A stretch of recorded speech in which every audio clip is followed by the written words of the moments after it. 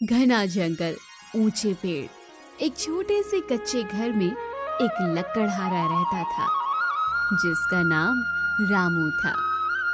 उसकी उम्र 35 वर्ष थी। उसकी पत्नी का देहांत हुए 3 साल हो चुके थे। उसका एक बेटा भी था जिसका नाम जीतू था। जीतू अब 10 साल का था। उसका बेटा उसकी दुनिया बन चुका था। एक दिन सुबह रामू खांसी करता हुआ उठा।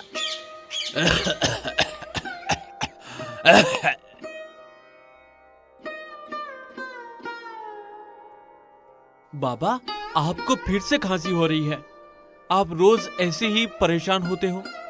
चलो ना, आज मैं जंगल से लकड़ी ले आऊं, आप आराम कर लो।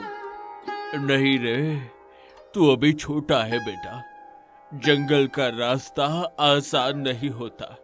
कांटे भी है, ढलान भी है और जानवरों का डर भी रहता है। मैं कर लूंगा, तू घर पर ही रह बेटा।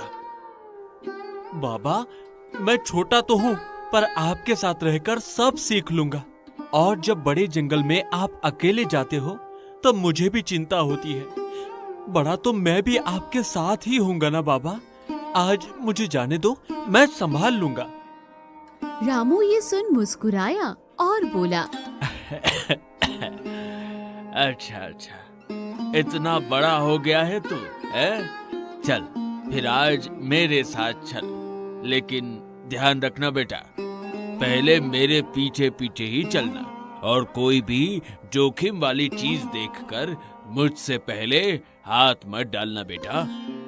ठीक है बाबा, आज मैं पूरी सावधानी रखूंगा, बस आप धीरे चलना। दिन बीतते गए।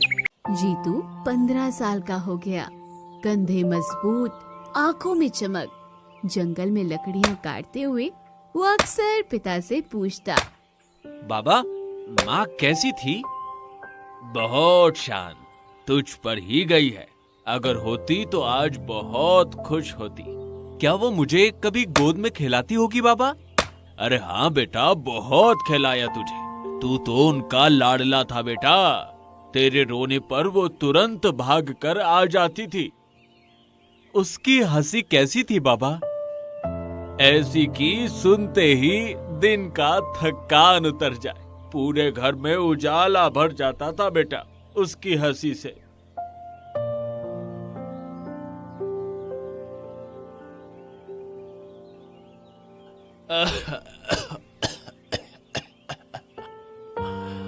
आज मैं नहीं जा पाऊंगा बेटा, शरीर साथ नहीं दे रहा।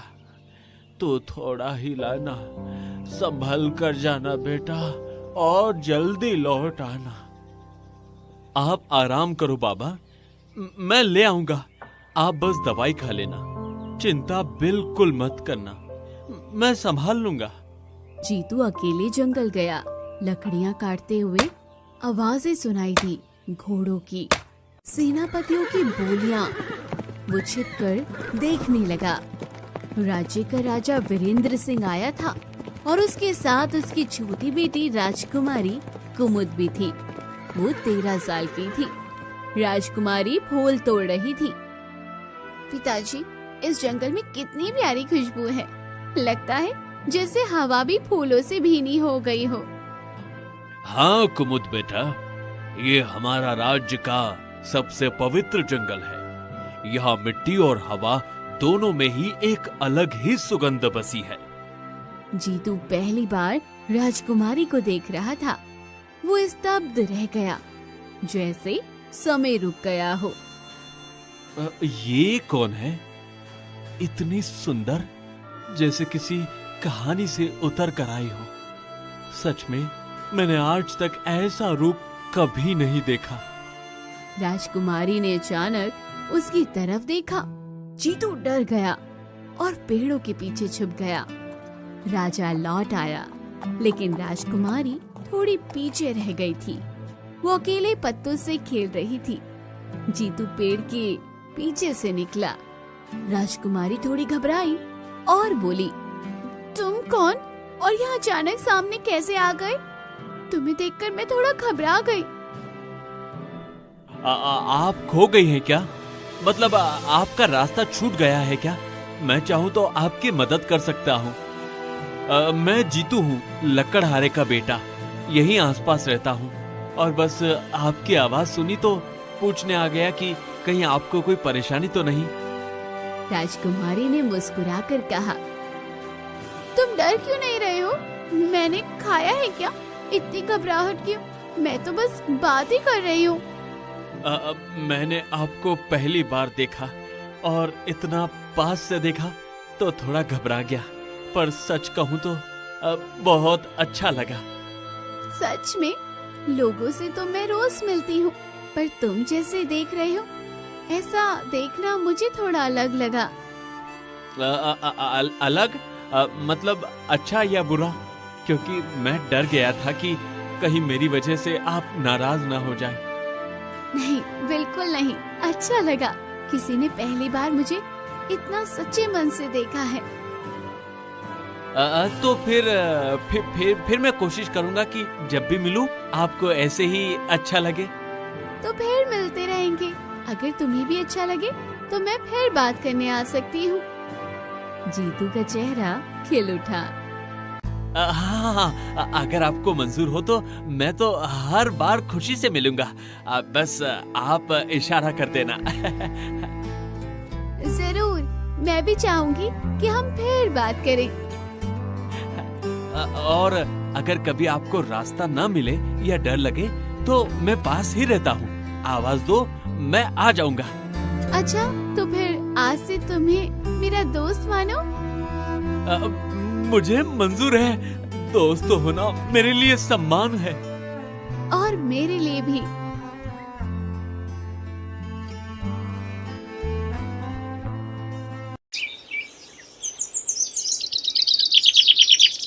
अगले दिन जीतू ने सोचा, मैं राजकुमारी से कैसे मिलूं? वो तो महल में रहती है और मैं तो बस एक साधारण लकड़हारे का बेटा हूँ। हाँ? वो जंगल में इंतजार करता रहा। थोड़ी देर में राजकुमारी वहाँ आ गई। मैं कुछ कह रहा था आपसे। क्या मैं कभी महल आ सकता हूँ? मतलब क्या वहाँ मेरे जैसे को अंदर जाने देंगे? तुम लकड़हारे का बेटा? हाँ, आ सकते हो अगर तुम डरते नहीं हो और मिलने की हिम्मत रखो। लेकिन महल में पहरेदार हैं, वो मुझे देखते ही रोक लेंगे। शायद बाहर ही खड़ा रहने को कह दे। अभी नहीं पता चलेगा, और जब पता चलेगा तब मैं संभाल लूंगी। पर अगर राजा को पता चल गया तो वो तो बहुत गुस्सा होंगे। जीतू, अगर मुझे परेशानी होती तो क्या मैं खुद तुम्हें रास्ता बताती? मैं चाहती हूँ कि तुम आओ। अच्छा, तो फिर मैं आऊंगा दोपहर में। पर अगर मैं डर गया तो मैं तुम्हें पहले ही हिम्मत दूंगी। और अगर और डर लगे तो बस याद करना कि मैं वही तुम्हारा इंतजार कर रही हूँ। बस आपकी यही बात मुझे हिम्मत दे देती है। तो फिर तय रहा, तुम आओगे और मैं इंतजार करूंगी।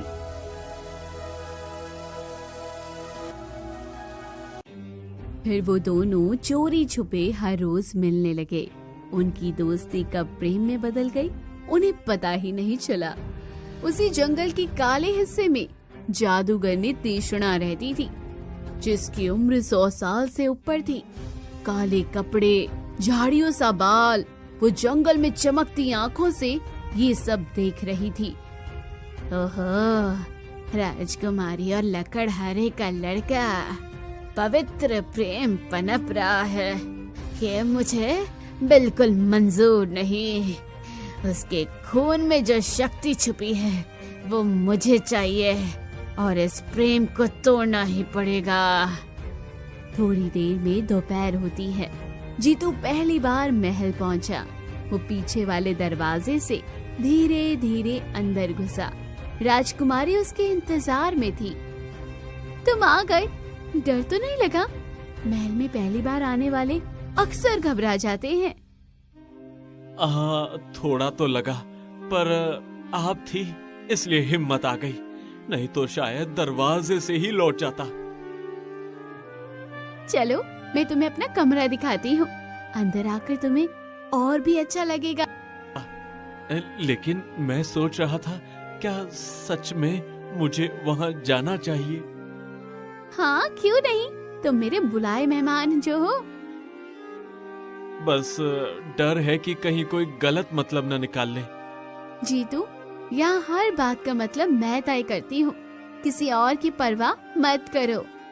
ठीक है ठीक है, फिर मैं आपके भरोसे ही चल रहा हूँ। और मैं चाहती हूँ कि तुम थोड़ा आराम से रहो। महल उतना सख्त नहीं है जितना बाहर से लगता है। कोशिश करूँगा, बस थोड़ा नया नया सा लग रहा है सब। नया होना बुरा नहीं होता, कभी कभी नई जगह ही इंसान को सबसे ज्यादा बदल देती है। दोनों महल में हंसते खेलते घूमते रहे। जीतू ने पहली बार इतना बड़ा महल देखा। अगर राजा देख लेंगे तो पता नहीं क्या सोचेंगे। मुझे तो डर है कि कहीं मुझे बाहर न निकलवा दे।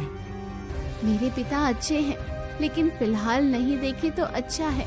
वो अचानक देखकर चौंक जाएंगे, इसलिए अभी थोड़ा संभल कर रहो।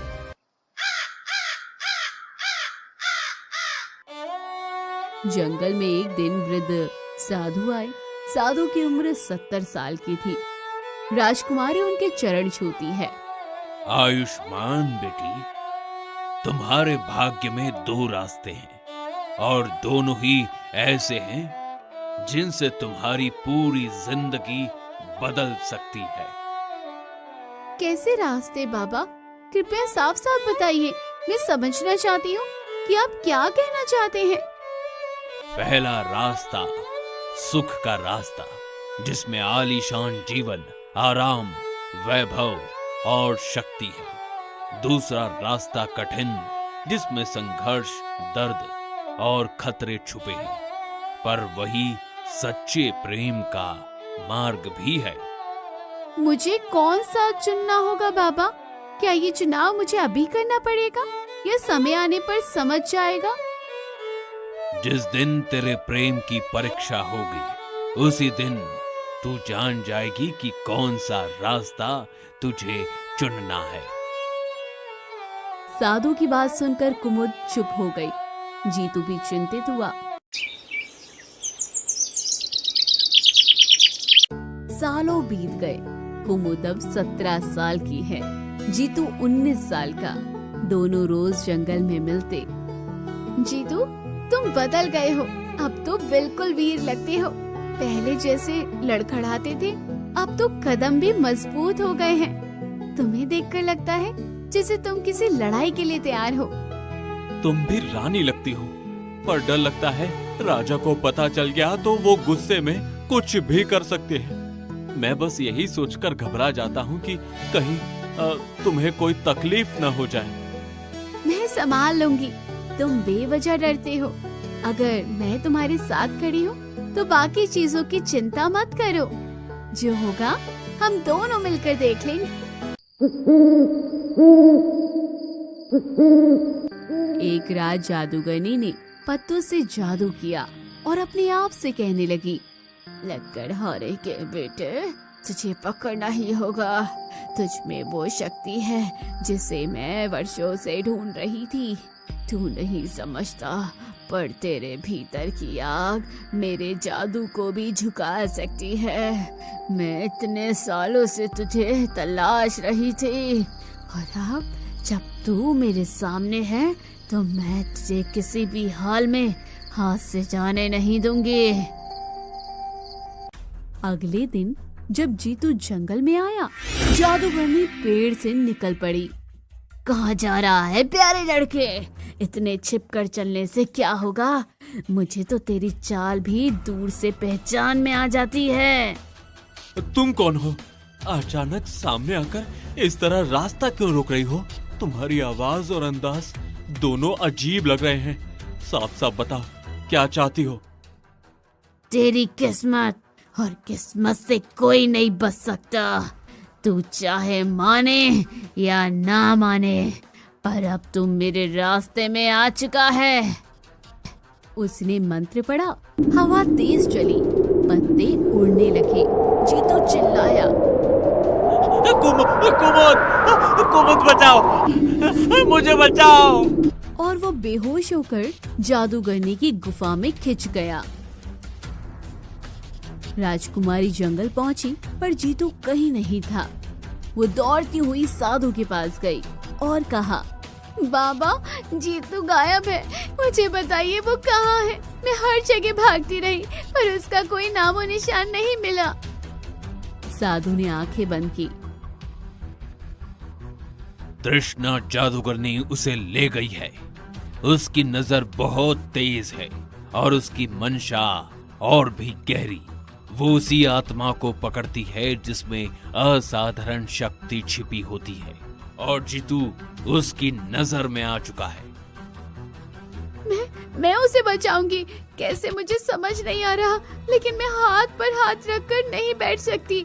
आप कोई मार्ग बताइए, मैं हर मुश्किल सह लूंगी, बस उसे वापस लाना है। 2 रास्ते। पहला रास्ता सरल है, तुम राजकुमारी रहो, महल में बैठो और सुरक्षित रहो। दूसरा रास्ता कठिन है, जंगल, अंधेरा, जादूगरनी और दर्द। पर उसी कठिन रास्ते पर प्रेम मिलेगा और वही तुम्हें जीतू तक पहुंचाने की राह भी दिखाएगा। मैं दूसरा रास्ता चुनती हूँ, चाहे कितना भी जोखिम हो, चाहे जितना भी अंधेरा मिले, मैं उसके लिए सब कुछ सहने को तैयार हूँ। जीतू जागा तो खुद को लोहे की जंजीरों में पाया। मुझे छोड़ दो, ये जंजीरें क्यों बांधी है? मैं तुम्हें नहीं जानता, ना ही मैंने तुम्हारा कोई दोष किया है।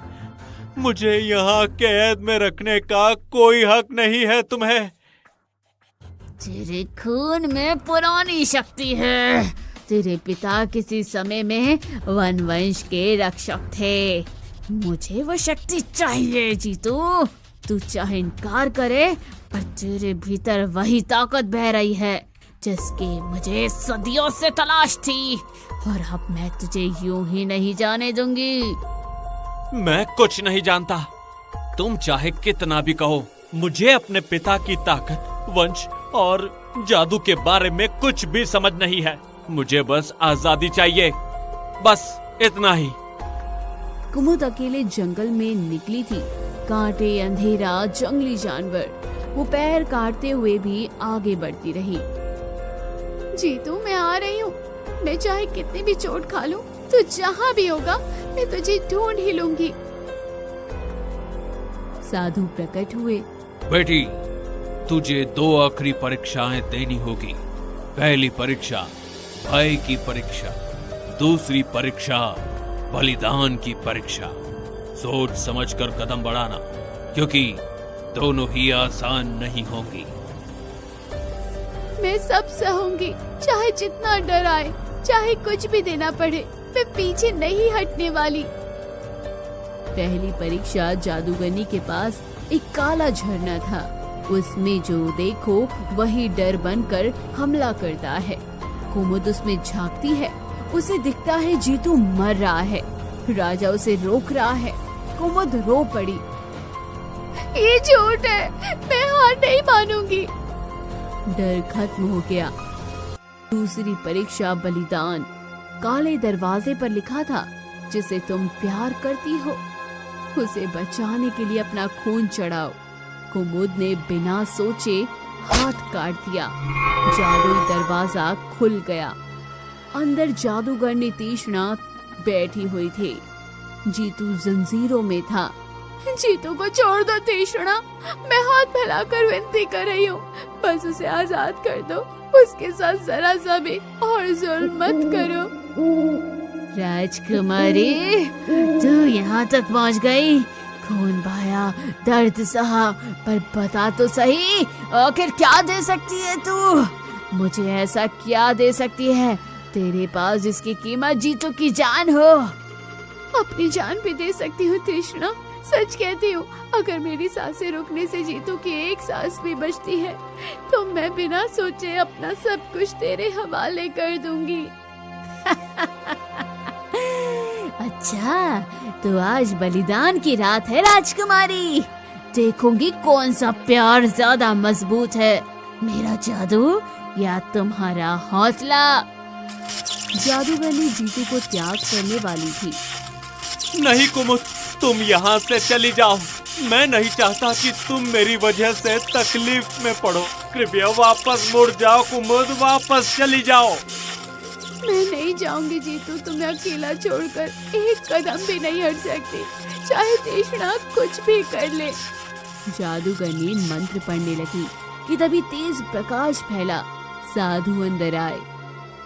तृष्णा, आज तेरा अंत है। बहुत दिनों से तेरी काली शक्तियों को सहन किया है मैंने। अब तेरे हर छल कपट का हिसाब यही और इसी पल होगा। तू जितना भी मंत्र पढ़ ले, आज तेरी दुष्टता एक कदम भी आगे नहीं बढ़ पाएगी। कुमुद ने जादूगरनी की छड़ी पकड़ ली। जादूगर ने चिल्लाई, मूर्ख लड़के, हाथ मत लगाना। और साधु तू भी सुन ले, मेरी छड़ी को छूना किसी छोटे खेल जैसा नहीं है। ये छड़ी उन लोगों को भी भस्म कर देती है जिनके पास 500 साल की तपस्या का बल हो। कुमुद को दूर रख, नहीं तो तेरी आंखों के सामने राख बन जाएगी। लेकिन देर हो चुकी थी। छड़ी का मंत्र उल्टा चला और जादूगरी पत्थर बन गई। जीतू आजाद हो गया। कुमुद उसके पास भागी। तुम ठीक हो? सचमुच ठीक हो ना? मैं बहुत डर गई थी। मैं ठीक हूँ, लेकिन तुमने इतनी चोटें क्यों उठाई कुमुद? इतनी तकलीफ क्यों उठाई तुमने? क्योंकि मैं तुमसे प्रेम करती हूँ, बहुत गहरा प्रेम करती हूँ जीतू। तुम्हें खोने का डर ही मुझे यहाँ खींच लाया। जीतू ने उसका हाथ पकड़ लिया। राजा को सब पता चला। वो क्रोधित होकर बोला, राजकुमारी और लकड़हारे का बेटा, यह असंभव है, कभी नहीं। तुम मेरी बेटी होकर ऐसा चुनाव नहीं कर सकती। पिताजी, मैंने जीतू की जान बचाई है, अपनी जान जोखिम में डालकर। अगर ये प्रेम आपको गलत लगता है तो फिर मैं भी गलत हूँ और मैं अपने इस निर्णय से पीछे नहीं हटूंगी। राजा कुछ देर चुप रहा। साधु ने कहा, जिस प्रेम की परीक्षा खून से हो, उस पर कोई राज सिंहासन भारी नहीं। जिस प्रेम में दर्द सहकर भी साथ निभाने का वचन हो, उसे कोई शक्ति नहीं तोड़ सकती। राजा पिघल गया। अगर मेरी बेटी उससे सच्चा प्रेम करती है और उसका मन उसी में अटका है, तो मैं कैसे मना कर दूं? कैसे उसके रास्ते में दीवार खड़ी कर दूं? हल में ढोल नगाड़े बजे। पूरा राज्य खुश था। जीतू राजकुमारी के सामने खड़ा था। मैं आज भी वही लकड़हारे का बेटा हूँ, चाहे मैं कितना भी बड़ा और मजबूत हो गया हूँ। मेरी जड़ें वही है, वही मिट्टी, वही जंगल और वही संघर्ष। और मैं आज भी वही लड़की हूँ, वही जिसने जंगल में तुमसे पहली बार मुलाकात की थी, वही जिसने तुम्हारे साहस और दयालुता को देखा और अपने दिल में जगह दी। समय बदल गया, पर मैं वही हूँ जो तुम्हारे साथ खड़ी है। दोनों ने विवाह किया। पूरा राज्य गूंज उठा। राजकुमारी कुमुद और राजकुमार जीतू की जय जयकार हो रही थी। जंगल अब भी खड़ा था, पर अब वो प्रेम की कहानी भी सुनता था। एक लकड़हारे के बेटे का प्रेम जिसने राजकुमारी को पाया, और एक राजकुमारी का साहस जिसने अपने प्रेम को बचाने के लिए अंधेरे से लड़ाई लड़ी। और दोस्तों, कहानी भी यहीं खत्म हुई। कैसी लगी दोस्तों, कमेंट बॉक्स में जरूर बताइए। चैनल को अभी तक सब्सक्राइब नहीं किया तो जल्दी जाकर कर लीजिए।